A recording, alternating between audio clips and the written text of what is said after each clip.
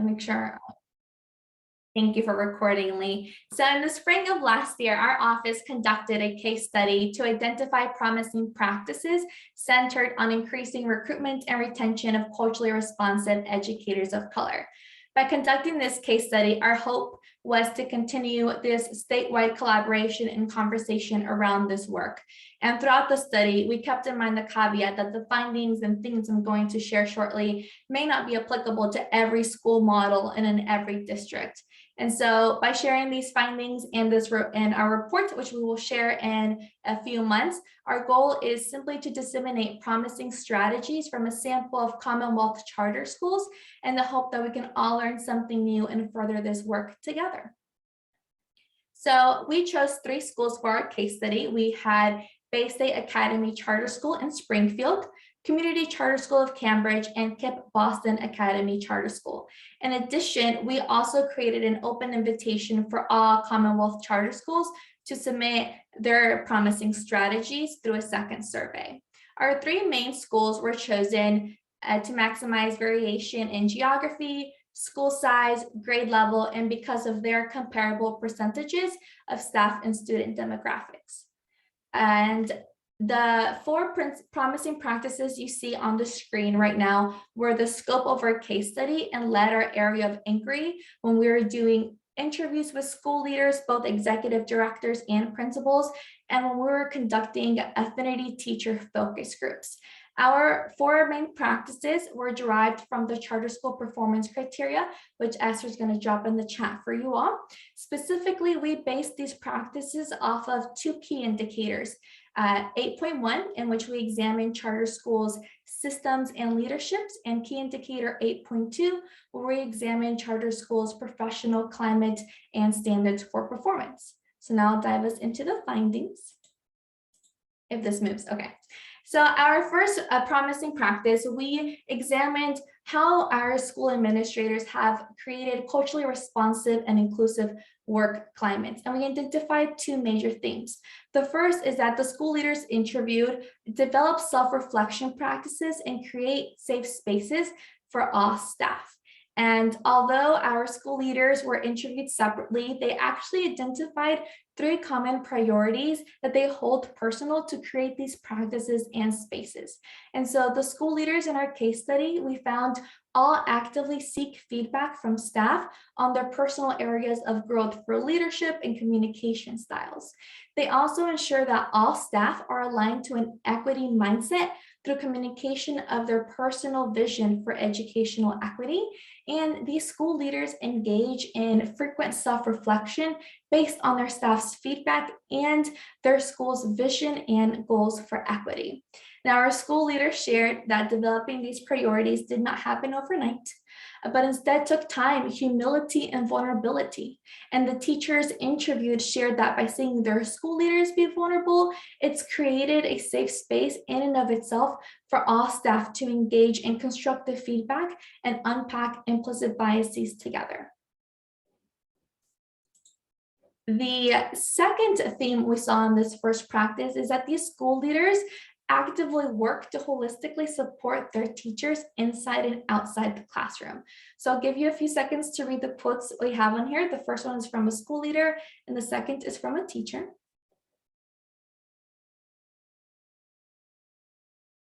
And so our school leaders in the panel will dive more into what this looks like. But a few examples we saw is that these schools create staff bonding activities, whether it's Wellness Wednesday at Bay State, where they have 1 day a week where staff meditates together, or does yoga, to social events that staff have within the communities they serve. And another key thing our school administrators do is that they set intentional time to appreciate staff and have those ICU moments like Dr. Robinson shared. So whether it's starting every staff meeting with 5 minutes of appreciations and shout outs, or just reminding teachers to take time off, which is something teachers share they really appreciated during this time where they feel so much pressure amid a teacher shortage. And so right now we're going to drop a few resources in the chat. One is an example of KIPP Boston's school mission, vision, and values. And the second is an example of how this charter school has started to plan their work culture and environment based on their mission and their values. Our second promising practice explored what these school recruitment and retention systems look like. And so our school leaders shared that they asked themselves and their leadership teams 3 questions when examining their systems. The first is, how can we offer a competitive salary and benefits to applicants? And they'll dive into this in the panel, but they shared how to provide incentives besides a salary increase if that's not available to the school at the moment. And so one school does referral bonuses where they give current staff a bonus if they refer an educator of color to the school. It's also providing other benefits like increased time off or greater flexibility around non-instructional hours. And then for this one, if I can see my fourth screen, Esther's going to drop a few more examples in the chat. So we have one charter school that has a multilingual stipend where teachers that speak more than one language or languages predominantly spoken in the district also receive a monetary stipend.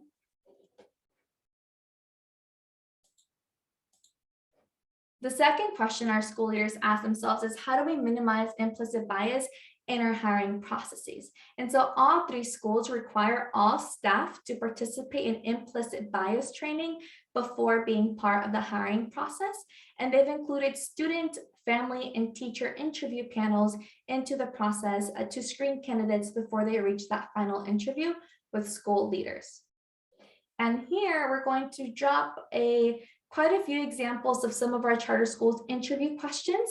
And so these schools have included questions around, what does equity mean to you? What does culturally responsive pedagogy mean? And a few examples of some hiring processes and how some of our schools track their hiring data to make sure it's aligned to their goal of having a comparable demographics between students and staff.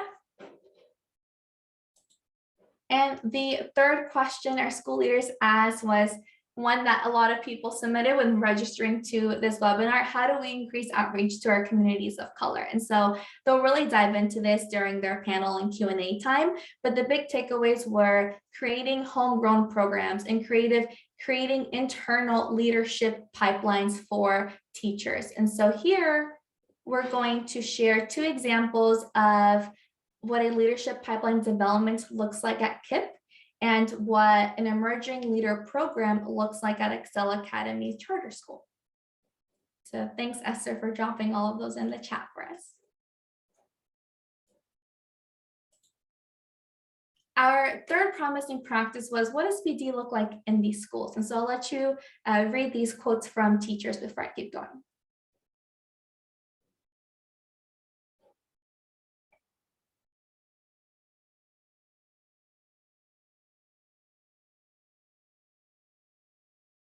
So the biggest takeaway we found in our case study was that our schools have gone through a transformation of PD over the past 2 or 3 years. So 3 years ago, the school started kind of with data chats, and their PDs were centered on how do we use data to differentiate instruction for our students. And then it progressed into, let's explore what an implicit bias is. What does it mean to be anti-racist? What's equity? And now they're at a place where staff are unpacking their own implicit biases, and they're examining what systemic racism looks like in the curriculum, in their classroom, and they're coming together to create collective solutions to combat these inequities. And so in this one, we're going to drop a few examples of the PD scope and sequence that our charter school shared during the case study for you all to have.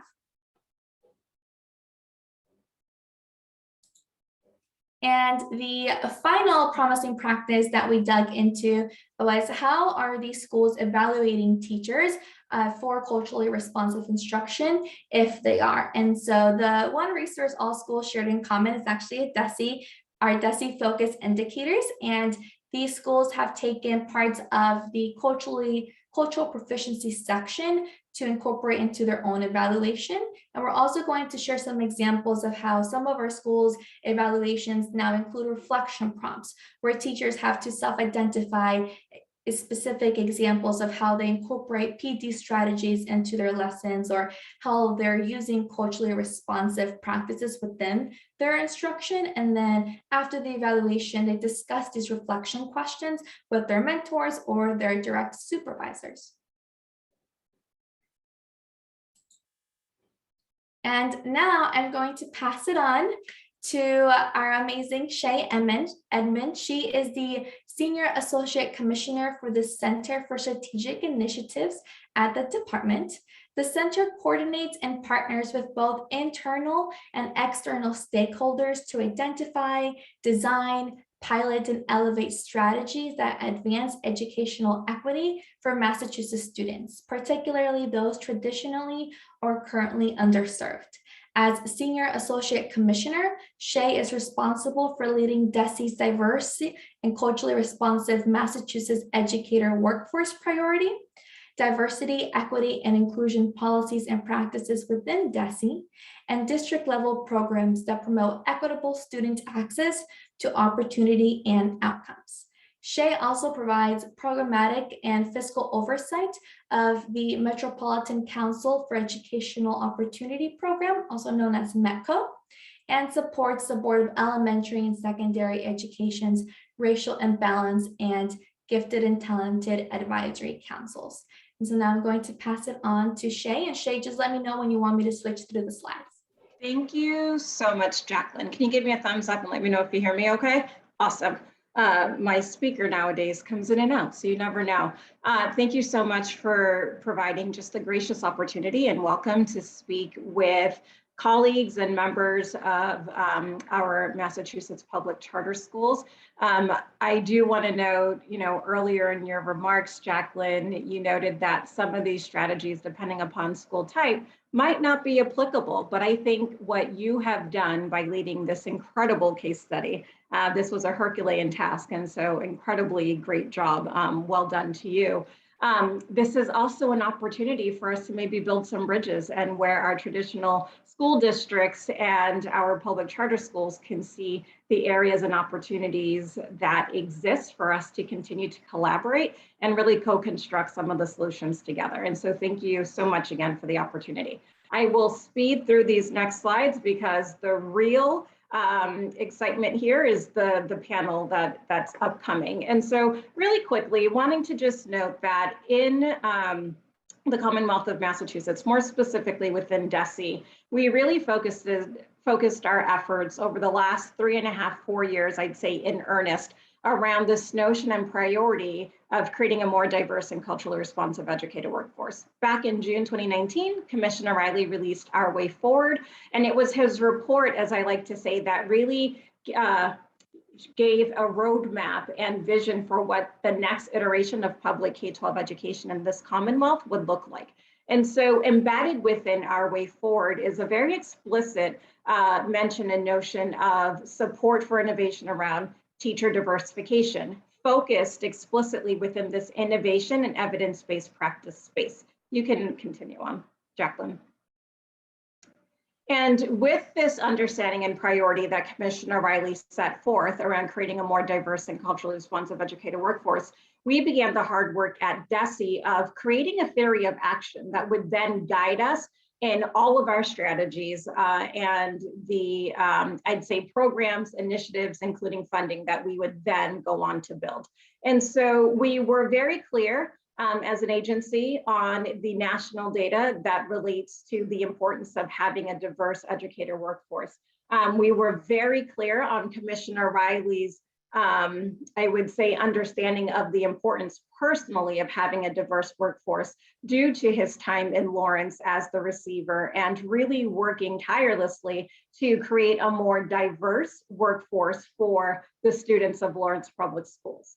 And so based upon our review of national literature and research, based upon our commissioner's personal experience and belief in the importance of educator diversification, and based on our own analysis and understanding by speaking to educators across this Commonwealth, we then identified 3 factors that we believe really impede folks of color from entering the profession, which grounds our theory of action. For the purposes of time, I will not walk you through those through those impediments that you see on your screen. But essentially, we believe that if DESE works with schools and districts and partners to provide tangible financial support and incentives, proactively advertise the benefits of becoming an educator, and improve the experiences of students and educators of color, then the state will be able to recruit and retain a more diverse and culturally responsive educator workforce, such that all students, particularly students of color, will have a more positive experience and perform at higher levels academically. You can transition, Jacqueline. And this is really important to ground us in this conversation. And I would say this work more broadly because DESE has been very strategic in all that it does around creating a more diverse and culturally responsive educator workforce. This slide here is simply an illustrative slide, if you will. This slide is related to our third objective around improving the experiences of students and educators of color. Because ultimately, as I've said with leading, I'd say since I began leading this work and in all conversations with district stakeholders, families and parents, what's most important is that we focus on retention such that we can retain the few educators of color that we have and build from there, such that we're not continuously spinning our wheels to try to always get back to baseline. And so this slide is incredibly important to show that DESE, through the leadership of Commissioner Riley, remains incredibly committed to ensuring that all of our students, with a particular emphasis and point of specification on students who have traditionally been underserved, to ensure that we are creating the types of environments that are conducive to their well-being and conducive to the adults, such that the adults want to stay and that the students in those spaces want to then go into the education workforce. You can transition, Jacqueline.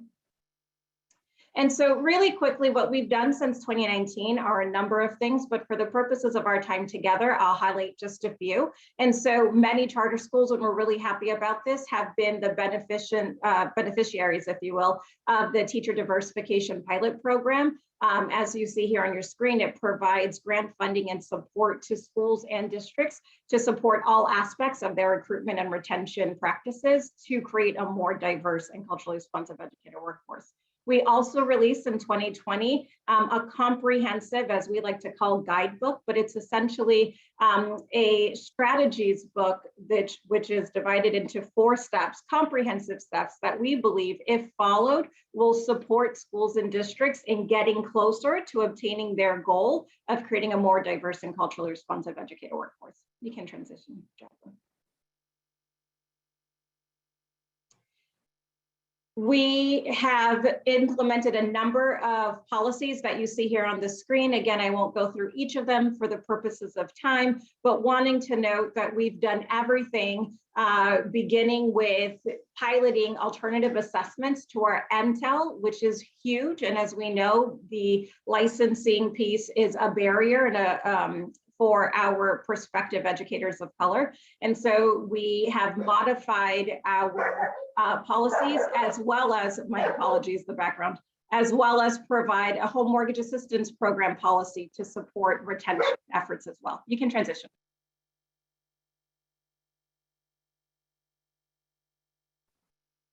And finally on the slide, for the purposes of our time, we have the fellowship program, which is in the Inspired Fellowship Program, as well as our Influence 100 program. And this provides opportunities for individuals who are seeking to enter the superintendency to get support by way of a 2-year program in that. And we have a PLC where our charter schools are a part of it and engaging in year-long comprehensive supports. Thank you. Thank you so much, Shay. There's a question in the chat for you. Do you want to answer it now or circle back? Let's circle back in a minute because I know we're short on time. Okay, sounds good. So now we're just going to skip through these slides. And now I'd love to welcome our charter school leaders that will be serving in our panel. So we had some pre-submitted questions from people who signed up for the webinar. We're going to kick it off with those. And then please start to add your questions into the chat. I'm going to stop sharing my screen so you can see everyone's faces, if this wants to. Okay, 1 second. I have like 5 monitors that aren't working with me. And then I just love if you could all introduce yourselves first, and I'll just go as I see you on my screen. So first I see Arturo Forrest. Hello, my name is Arturo Forrest.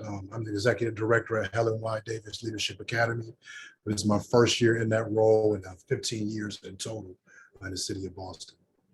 Thank you so much for joining us. And then I see Jorita Lewis. Good afternoon, all. Jorita Lewis, Principal, Bay State Academy, Springfield, Massachusetts. Thank you. And then Zachary Meinzer, correct me if I mispronounced your last name. Zach Meisner. Hi, everybody. I'm Zach Meisner. I'm the principal at KIPP Academy Boston. This is my 8th year at our school and my 5th year as school leader at KIPP Academy Boston. Thank you so much, everyone. So the first question that was submitted by people is, what strategies or promising practices have your schools implemented to compete with other districts that may provide higher wages and shorter school years and school days? And I'll put it in the chat as well. Just 1 second. Okay. And then feel free to just unmute yourself whenever you'd like to share.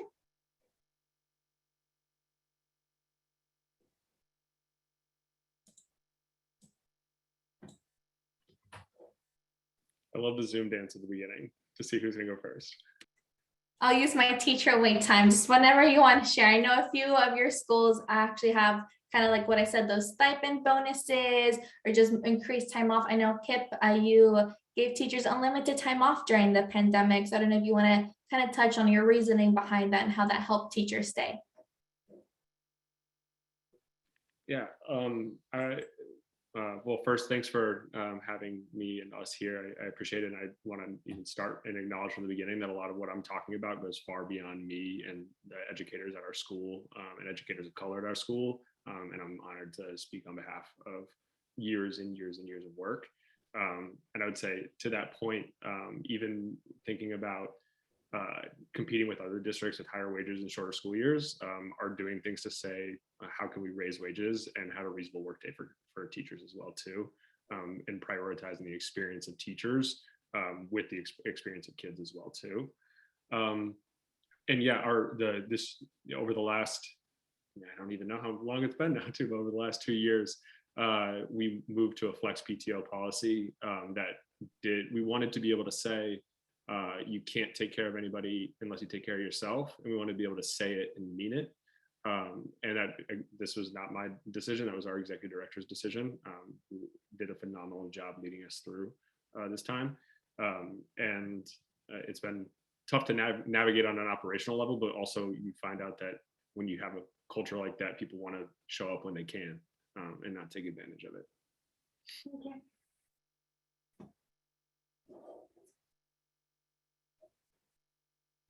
Okay. I'll go.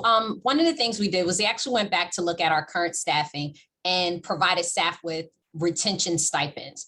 But we also surveyed staff about what makes you stay and what is your reason why, ensuring that when we embark upon a new year, we wanted to continue to go back to the why and build a community that would make individuals stay and learn from us, and use our teacher leaders as advocates for the work within the organization.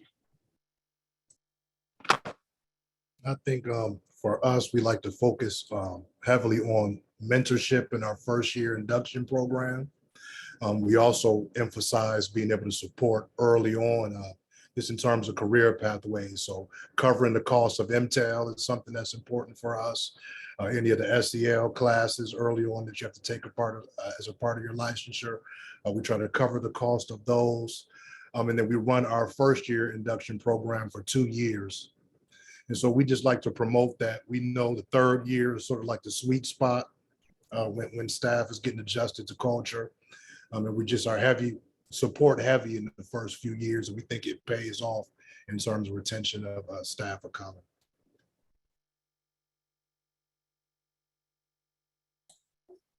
So my next question is, have you established any educator pipelines, partnerships with different organizations or homegrown programs? I know you all have. That's one of the reasons I asked you to be here. So whoever wants to jump in on that one. I won't do the Zoom search this time in the iBattle, so I'll go first.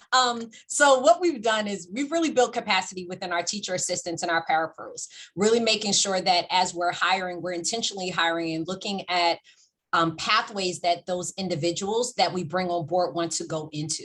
We've also done some partnerships and looking at our local colleges. A lot of them offer those gateway programs into being a certified paraprofessional, then going into the education program. So we've really been able to, over the last 3 to 4 years, really groom our staff from TAs, groom them for at least 2 years, and then ensure they have what they need to go into the classrooms. I think a few key partnerships for us. We connected with the High Meadows program at MIT. They have a culturally responsive focus, so we're able to recruit, STEM teachers that were dedicated to our mission. The He Is Me program is a Black male mentorship program. And so they graduate their mentors into the teaching profession.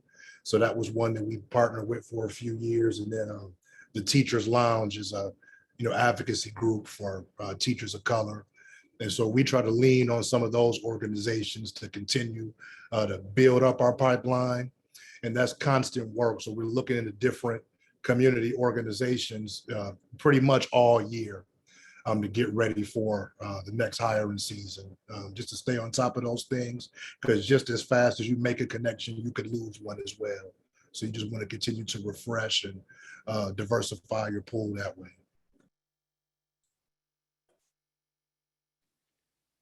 We rely a lot on our teaching fellow program at our school for a lot of young educators and young educators of color coming out of school to have an on-ramp that feels supportive and challenging in the right ways. And then I think that kind of coupled with our referral program is also internal, but having folks refer each other and saying, I like working here and I think you'll like working here as well. Seeing those two strategies work together has been helpful. Thank you all. So my the next question submitted was, do you provide any support for teachers who are struggling to pass their MTELs and get their certification licenses?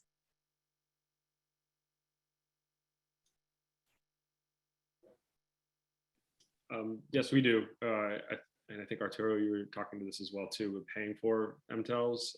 We've done study groups in the past. We've done different ways and like passing down books and things like that as well too, and taking them over and over as well too, and supporting each other that way.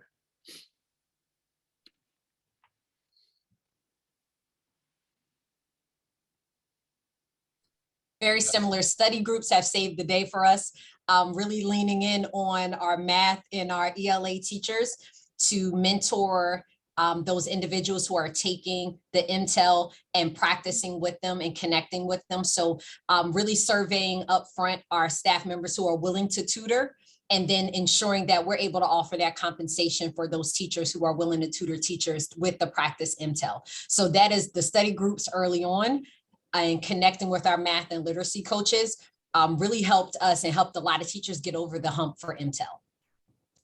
Thank you. Were you going to add, Arturo? No, I won't add. Okay. I jumped the gun earlier. No, you're fine. That's great. Everything connected. I think that was a really big thing with our teachers. It was like, yes, these strategies brought me to the school, but they're also why I'm staying. So many practices often overlap. So the next question we received is, how do you address tokenism at your school, and what, if any, strategies have you used to get all administration on board?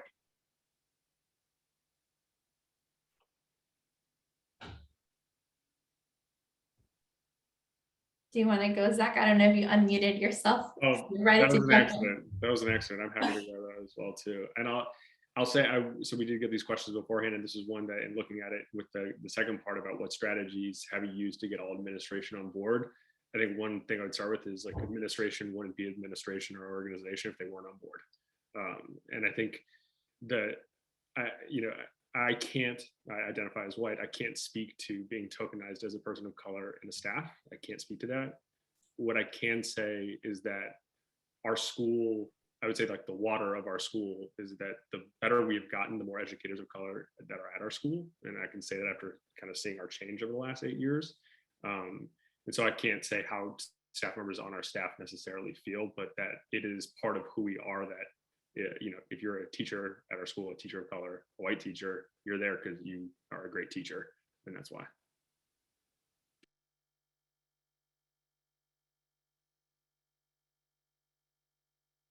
This question is actually kind of unusual for me.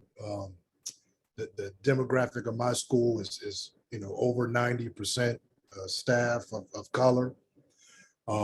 So this one is hard to answer, but I will say in terms of like respecting differences, just being intentional and having a program set up where it's icebreakers and time for staff to connect all year round. I mean, it really helps the culture. It's something that you shouldn't really just start the year with. Any good DEI or anti-racist practice comes from how you team with your colleagues. And so the more you know, the more I think it helps administrators just pick up on best practices in the classroom and maybe have a purpose behind some of the things you may take away from a classroom. And I think it also helps teammates figure out what types of decisions may come up when you're under pressure or dealing with maybe a tense situation. So the time that you set aside for staff to continue to bond and connect, to me, is one of the foundations of culturally responsive education. It's something that you don't want to just gloss over and be consistent about that piece. I agree. One thing for us is the continuous professional development and being able to be vulnerable within your organization, because not all organizations teaching their teachers reflect the students that they're servicing. So it takes a lot of work for the educators to sit at the table and say, this is who I am, but this is where I'm growing. So being willing to ensure that your culturally responsive training is just not a one-stop shop for the year, that it's ongoing, is continuous. One thing that worked for us as an organization when we kicked off our culturally responsive teaching training was a survey.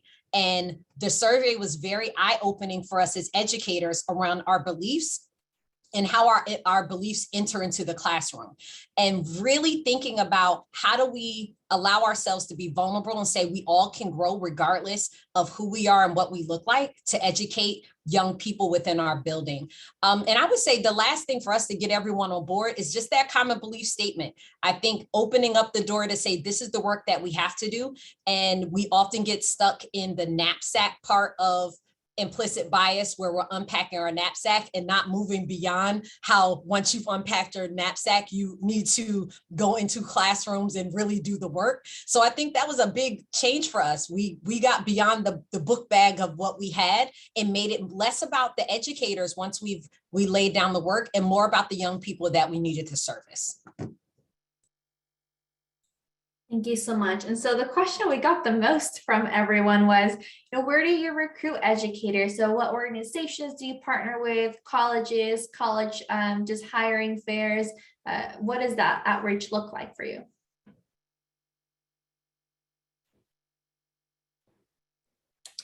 Once again, I think I answered that maybe like 3 questions ago on an accident. But I did want to add, relying on our graduates has been like extremely important for us. We have a lot of students that want to give back to our community. And so it's just, steering them to get in the right types of programs. And it goes back to that first and second year support. So that's been one of our sort of biggest draws for diversity, has been our grads. I'm lucky. And I've actually been at DLA for 10 years. And so I'm lucky to have a bunch of former students as teachers now. And so that's just really cool to see. And it leads to, I feel a deeper connection with families, which is critical to the type of work that we need to have, because if the parents aren't satisfied or they don't feel included, you're not doing the culturally responsive work. And so it should be an open door for parents. And I feel the best example you could have is a student that has been a part of the culture. Just a certain level of pride. They understand what we're asking as leaders, And, it's just great sort of real world adaptation they can give for the students because they've gone through the program.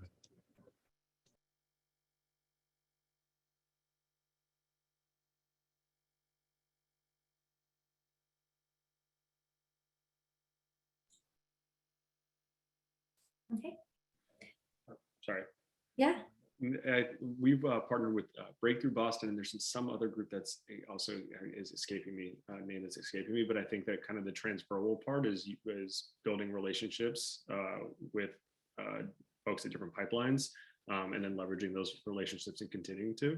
And I would also say that the more people of color that we have hired and retained, the more people of color apply to the school as well too, because you begin to also build a reputation for being a good place to work as well.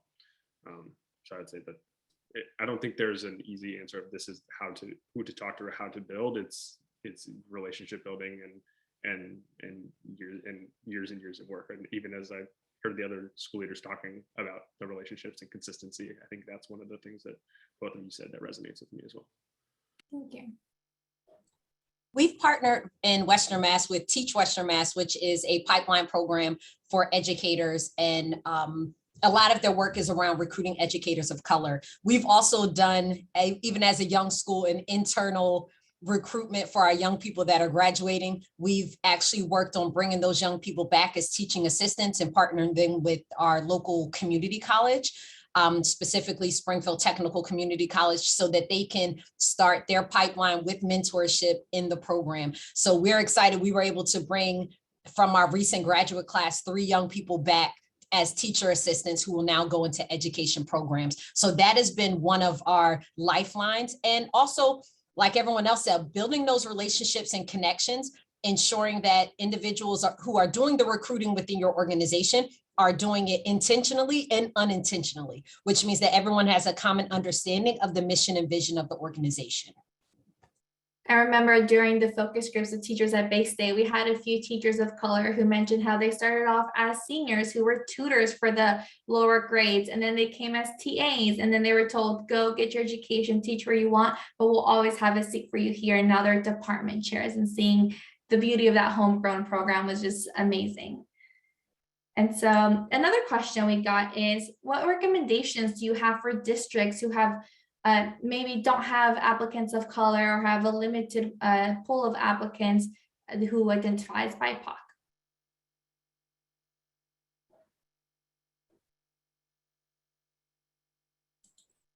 Yeah, I think I would start just by promoting the elements of culturally responsive education in your institution.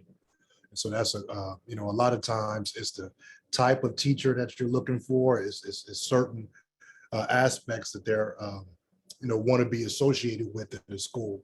So any of those things, maybe the type of literature you use, or maybe some non-exclusionary practices, how you partner with families. There's many ways to promote the type of practices that would be lucrative to have a person of color be a part of the institution. And I think it starts, internally there. I think to build off that last part about the building up internally, and I think I have no idea what another school leader or district is navigating, so I don't in any way presume to know the answer for somebody, and I don't want to come off in that way at all. But I do think that one of the first things I would start with is asking the question why in your organization, like why do you not have applicants of color? And if you're working in a community where the students are predominantly people of color, that I often don't think the answer will be as simple as, well, there's just not people of color around, right? And so why is your organization not yet having those applicants, and really trying to get to the root of the question and just keep asking why over and over. And that's one thing we've done in our organization whenever we're greeted with a challenge as it relates to race or any other challenge, like going down to the deepest why that you can get to, and then creating a plan. I definitely don't want to be redundant, but I agree, digging back into the why, but also finding some local partnerships, even partnering with DESE and some of the programs to recruit educators. And then also looking at your literature, your website, does it reflect what you're recruiting? And does it reflect welcoming of all? So really digging deep into what does my organization look like? What am I actually portraying to those individuals who we're trying to recruit? And then always asking for feedback and tapping into other school districts that may be local, and really developing a problem of practice that you can solve. Thank you. And we also had a question in the chat. Have your families been involved in your teacher retention efforts, or what does family involvement look like for you?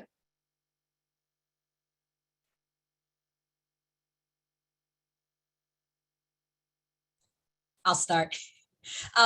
So we involve teachers and family members in our interview panel, just so we can get a voice. They actually have a lens that we sometimes don't have when we're sitting at the table because we're knee deep in the work.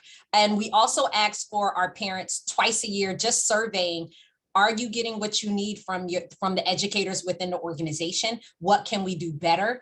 And we use that to kind of guide our work within the organization.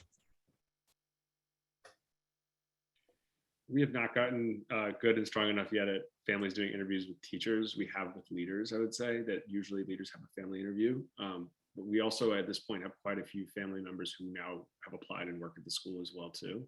And that's been beneficial for everybody in the school community as well too. So I think that's another way. So we also haven't gotten parents connected with teachers for the interview process. I think it depends on the position. If it's a position where you partner more with families, then we would look into that area. But we do have a strong parent leadership team. I did want to echo the piece about the surveying. That's just extremely important. So we try to get that out at least twice a year, 2 to 3 times a year for the surveying. And we also have a parent liaison position specifically that helps us if we're looking to, maybe connect with parents that we have been struggling getting in contact with. So so some of those elements are critical for us to have parent voice. Thank you. Now I'm going to circle back to Shay. Shay, do you want to answer the question that was submitted earlier? Yeah, thanks for that, Jacqueline. And I think I saw a couple of questions too, and maybe the other Q&A piece. And so just let me know if I missed something, and I'm happy to just speak to it. So just let me know what I need to do. And my apologies if folks heard background noise. I have a puppy, and he was really happy to see my 5-year-old. And so my apologies for that, if it was a little difficult for a few moments. So I believe the first question that came in was with respect to financial support for districts or charter schools that might feel as though they're competing with other schools or districts for the same talent. And so this is something that we really discuss in our PLC, which is a PLC of about 100 LEAs, which includes charter schools, some of which I know are represented here today, to really devise and develop strategies internally that move away from the space of feeling as though folks are, I'd say, competing for the exact same talent. And what the Teacher Diversification Grant does do, because something we heard loud and clear is around providing financial incentives and support. And so the grant does allow districts and charter schools to use grant funding to provide maybe a signing bonus, or it could be tuition reimbursement, which is something else, or even relocation assistance. We've had some of our schools use that to actually recruit from Puerto Rico and bring folks in. And so we do have grant funding at the state level that does support districts in providing some financial incentives. And I should, for the purpose of this, when I say districts, I mean all school types, including charters, that does provide some financial incentives to incentivize candidates that are really not even so much just of high quality, but candidates that for one reason or another have really demonstrated to school staff that they have a strong desire to be in the classroom. And so our schools have done a great job at looking beyond just common job qualifications and really looking at other skills and attributes that they believe would make an effective teacher. And so these incentives, these financial incentives, have been helpful and supportive in their recruitment efforts. Thank you. That's the only question I saw in the chat, unless someone private messaged you, but thank you so much for that. Oh, is that what they did? Okay. You want to look through it and see if there's anything? Sure. It says, I don't know if you see it, but it says, what are the financial incentives offered by the state for educators of color? And then are there existing grants? And so similar response, but this individual specifically called out Title 2A and 140. And so there are different funding streams beside the teacher diversification grant that schools can use to support their recruitment and retention efforts. And so certainly happy to support schools offline if they really kind of want to walk through what resources they have access to and how those resources can be used to support their efforts, including SOA funds. And so happy to chat more about that offline, and Jacqueline can share contact information. Thank you so much. So I'm just going to open it up to any of our panelists if anyone has any final closing thoughts for us.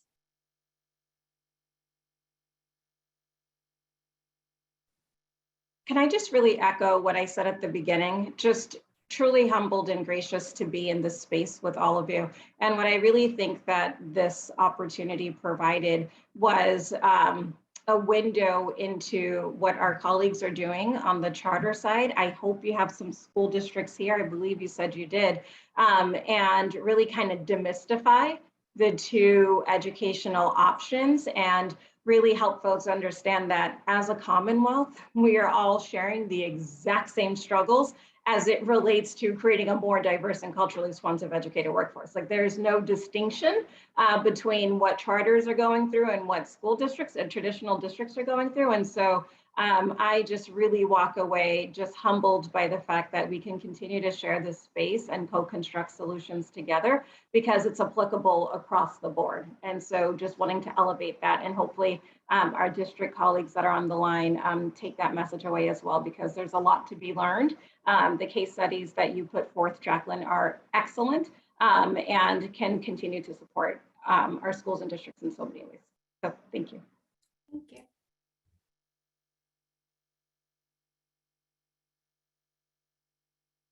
Okay, final call, thoughts? Well, I will wrap us up. I'm going to put my, make sure I get the right email. I typed my Gmail in, but happy I erased that before I press enter. So you all have my email in here. This was recorded, so we will send this out with the PowerPoint deck, and then I will also share Shay's just information as well. And I'm seeing about the resources, so we'll send everything that was shared here out to all of you. Lee, you can stop recording. Thank you so much, and just thank you everyone for your